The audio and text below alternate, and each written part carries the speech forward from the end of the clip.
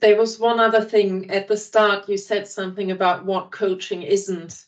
And I think that's quite important to ponder on as well, because I often, in financial coaching, a lot of people say to me, "Oh, so you educate people financially," and I don't like that word. I find it patronizing in the nicest possible way. I always think I would be patronizing people if I called myself an educator. I still think that people all have the power to manage their own money and understand how the money works the best for their lives. And there are obviously certain things that I might know as a chartered financial planner that they don't know, but that's again back to information. But I don't know if you feel the same, but I always find coaching is not equal to education. Yes, yeah, and there are some parallels there with the kind of work that I've done in my own career, because I've changed career a couple of times. I've done different jobs, I've worked in different sectors.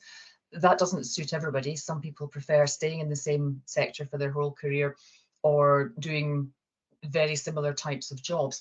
So I do get people coming to me who are not sure where they want to go next.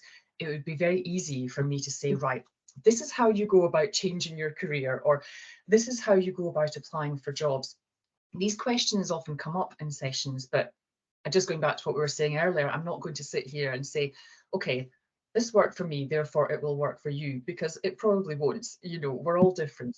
And, you know, it's more important to get to the bottom of what's driving people, what's motivating them, what do they really want, in order to be able to help them. So whilst I find that some of my previous work experience does come into coaching sessions, it's not the main thing, because I'm not the same as my clients. You know, they're all very different people.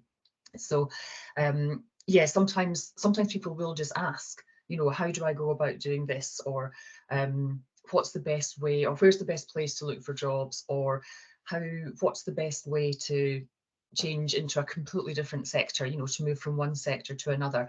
I could sit here and tell them all about my own experience, but that might be completely irrelevant. And that's not coaching, you know, that's me telling somebody what worked for me, but that might not work for them. So yeah, there's a big difference there.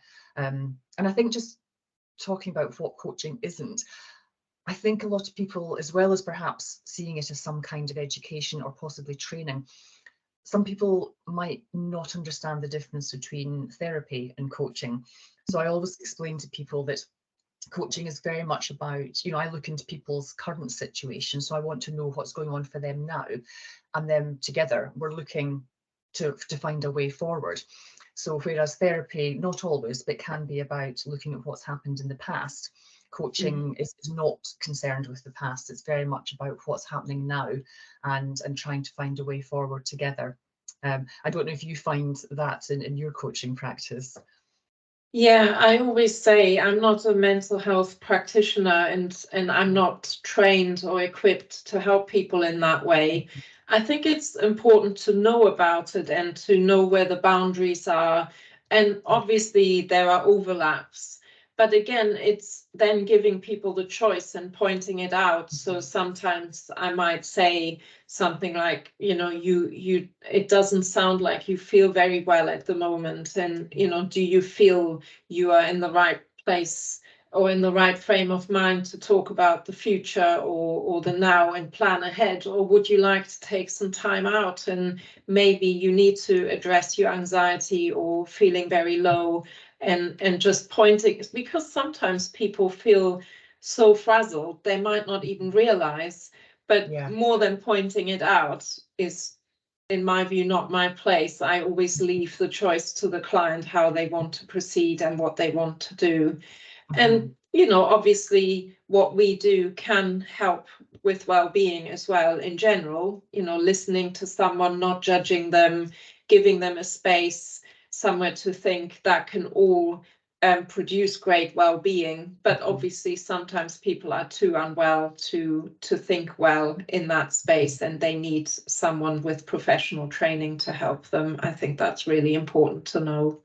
Yeah, absolutely. And it's really important for us as coaches to know where the boundaries are, and not get drawn into issues that are not for us, you know, that would need a qualified counsellor, or, you know, psychotherapist, or somebody like that. So yeah, I mean, I have had people coming to me not quite sure what they need, and when we've talked it over, you know, they're veering much more towards counselling or some kind of therapy.